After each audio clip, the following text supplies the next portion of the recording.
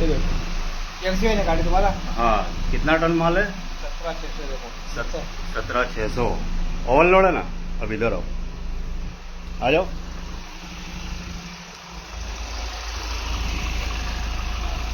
आ जाओ, आ जाओ इधर। अब माल दिखाता हूँ तुमको, इधर आ जाओ। 2 मिनट उस्ताद, गाड़ी ओवरलोड है। हाँ, गाड़ी ओवरलोड है।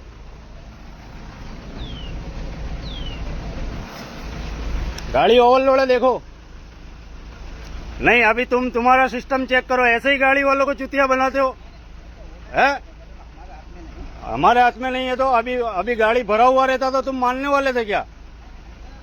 ऐसे ही गाड़ी वाले को परेशान करते हो।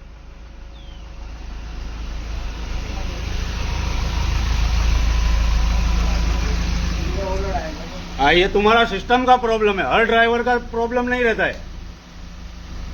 हर गाड़ी ओवरलोड। अभी गाड़ी वाले को मारने को दौड़ते हो फिर तुम लोग, टोल नाके वाले।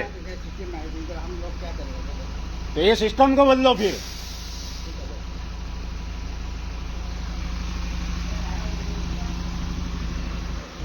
खाली गाड़ी में ओवरलोड બતાડે છે। એ નહીં, કાકાનો વાંક નહીં, પણ તમારી સિસ્ટમ બદલો એમ કહું છું। કાકાનો કોઈ વાંક નહીં।